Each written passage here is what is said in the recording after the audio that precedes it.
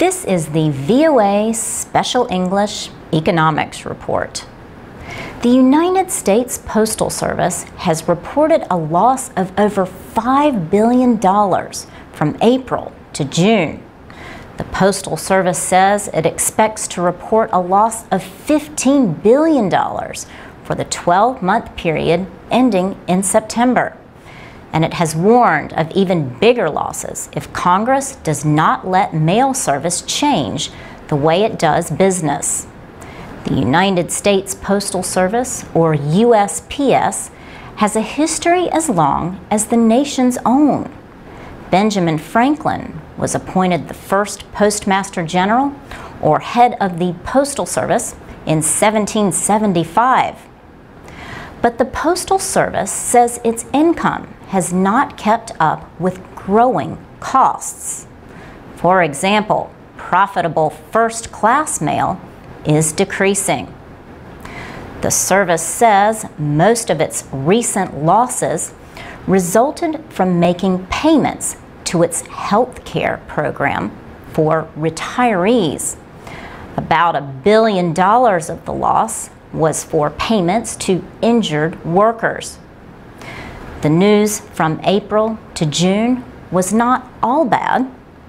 Improvements in the economy fueled income growth of 9% from shipping and delivery. The Postal Service says it is less costly to send letters and packages in the mail than to use private companies.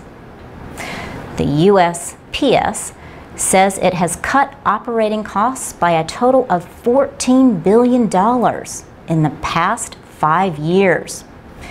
To improve its financial health, the agency has proposed cutting service on Saturdays.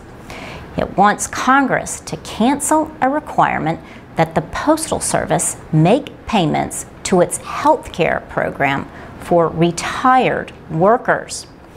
USPS also wants the Treasury Department to return $11 billion in payments made to its pension plan for retirees. On August 1st, USPS failed to make a required payment of $5.5 billion for health care benefits for future retirees. It was the first time the Postal Service has ever failed to make such a payment. And the service is warning that it may have to delay making payments to companies to which it owes money. The Postal Service says that without major changes, it will continue to lose billions of dollars a year.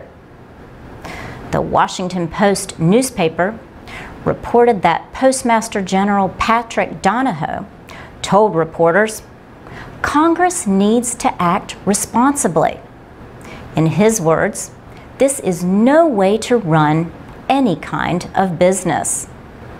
The Postal Service receives income for its operations from the sale of stamps, products, and shipping services. It does not receive direct government assistance, but is controlled by the federal government. For VOA Learning English, I'm Laurel Bowman.